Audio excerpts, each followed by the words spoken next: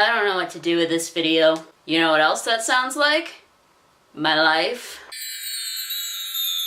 One of the things I hate most about high school and also university to some degree is that they perpetuate the idea that you have to know exactly what you want to do for the rest of your life, which I can tell you from experience, or at least learning from the experience of other people, is not true at all. But it's especially frustrating for someone like me who is kind of good at a lot of things, but isn't an expert at any one thing. Basically what I'm trying to say is I'm a jack of all trades and a master of none. I'm pretty good at drawing, I'm pretty good at music,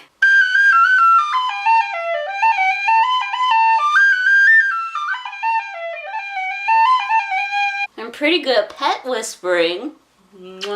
Bruno, sit. Beg. Wave! Apparently I'm also good at getting my glasses dirty. Get the bug. Get the bug runes. But I'm not really good enough at or passionate enough about any of those things to pick just one as a permanent career. And I know I'm not the only one who thinks this. In fact, when I asked my grandparents, all of whom are nearing their 70s, about this, they also said that they don't know what they want to do when they grow up. So it doesn't really make sense to me that society makes us think that we have to have it all figured out well before we're even finished high school. Like seriously, if you can't decide what you want to wear in the morning, then you probably can't decide what you want to do with the rest of your life. So why do we put all this pressure on our adolescents to pick one thing to do for the next 50 years before they die? So let me tell you a secret, kids. As much as grown-ups act like they've got it all figured out, they don't. Nobody does. Nobody ever has it all figured out. That's just silly. That takes the point out of life. And it's also silly to think that you have to be locked into only one career for your entire life. Take my parents, for example. They both graduated from Guelph University with degrees in biology. For most of my early childhood, they worked for the Ministry of Natural Resources doing like conservation projects and stuff. But then when I was around about 12, they bought the campground from my grandparents. And we ran that campground for a good 7 odd years. And then when we handed over the campground to its new owners, they were semi-retired for a year. Dad was doing stewardship council part-time, and then also Mom and Dad were working on what I like to call the apocalypse farm. We've got a vegetable patch, we've got a chicken coop, and I think the next projects Dad would like to do whenever he has the time is to dig a root cellar and put in a beehive. But then they ended up buying the restaurant, and now here we are 6 odd months into their new career. My grandparents were much the same way. Originally, my grandmother was a nurse, my grandfather was in the Navy,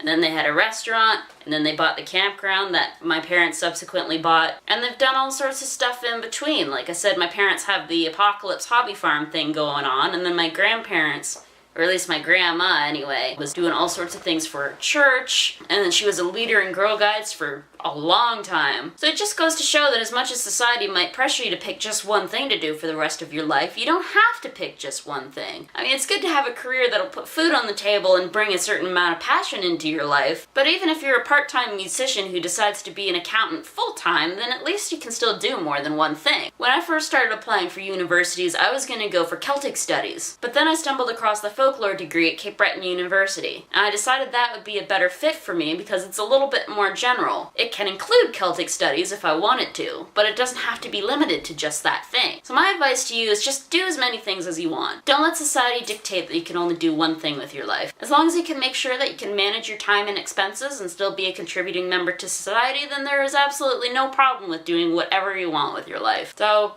yeah, I guess I had some thoughts after all. Be good to yourselves, be nice to each other, and don't stress about figuring it all out, because nobody has it figured all out. This has been the Cassafras Tree, and I will see you guys next Thursday, when hopefully I will have something a little bit more scripted and not have to make it all up off the top of my head. Until next time, bye!